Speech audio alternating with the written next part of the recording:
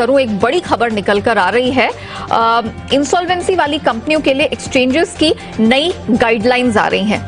Exactly ये क्या खबर है, पूरी डिटेल लेकर मेरे सहयोगी ब्रजेश मेरे साथ जुड़ चुके। Brajesh, good afternoon, over to you.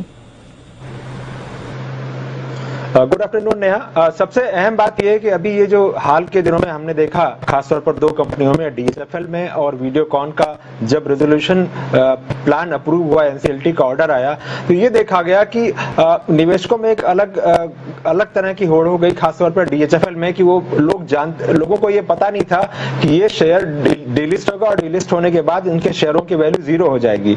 इसी तरह से वीडियोकॉन के मामले में ये हुआ कि प्लान अप्रूव हुआ और उसके एक हफ्ते बाद जानकारी दी गई कि प्लान अप्रूव हो गया है और वहां पर शेयरों की वैल्यू जीरो होने वाली है। तो ये जो टाइम गैप होता है कि एनसीएलटी जब प्लान अप्रूव करता है और जब वो जानकारी एक्सचेंज प्लेटफॉर्म के जरिए आम निवेशकों को आती है, इसमें काफी गैप हो जा रहा था और इसकी वजह से ये समझा जा रहा था कि शायद कुछ लोग इसका नाजायज फायदा उठा रहे हो, शायद कुछ लोग आम निवेशकों को गुमराह कर रहे हो और उनका नुकसान करवा रहे हो। तो इन सारी स्थितियों को देखते हुए सेबी ने एक्सचेंजेस से ये कहा कि आप इस तरह की एक गाइडलाइन बनाकर लाइए कि जहां पर लोग फंसे नहीं और बुरी तरह से फंसे नहीं और उनका कोई नुकसान नहीं हो। तो उसके बाद ये गाइडलाइन जो है वो आई है। उसमें क्या कहा गया है मैं वो बताता हूं।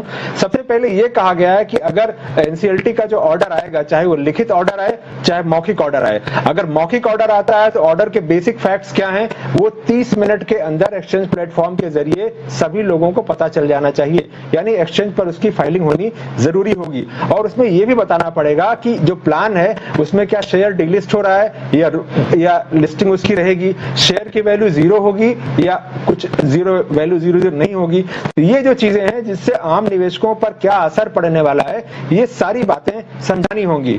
साथ ही अगर ये हुआ कि शेयर की वैल्यू जीरो होने वाली है तो उसकी ट्रेडिंग इमीडिएटली सस्पेंड कर दिया जाएगा। अभी यही हो रहा है कि रेजोल्यूशन प्लान अप्रूव हुआ और निवेशकों को ऐसे लगता है कि वाह ये तो कंपनी मतलब बड़े फायदे में होने वाली है तो शेयर खरीद लो। तो इस तरह से लोग गुमराह हो रहे थे, तो इस चीज को रोका जा रहा है। दूसरी बात यह है कि रेजोल्यूशन प्लान पर जो कॉन्फिडेंशियलिटी मेंटेन करने का जिम्मा होगा, हालांकि पहले भी था लेकिन इस बात को रीएनफोर्स किया जा रहा है, क्योंकि हाल में देखा गया कि एक कंपनी का रेजोल्यूशन प्लान अप्रूव हुआ, एक्सचेंज को इन्फॉर्मेशन केवल ये दी गई कि खाली डीलिस्टिंग होगी और रेजोल्यूशन प्रोफेशनल एक मीडिया प्लेटफॉर्म पर जाकर के सारी जानकारी बता रहा था कि कंपनी के लिए ये करने वाले हैं, वो करने वाले हैं। एक्सचेंज पर कोई इन्फॉर्मेशन नहीं दी गई थी, तो इसको रोकने की कोशिश की जा रही है।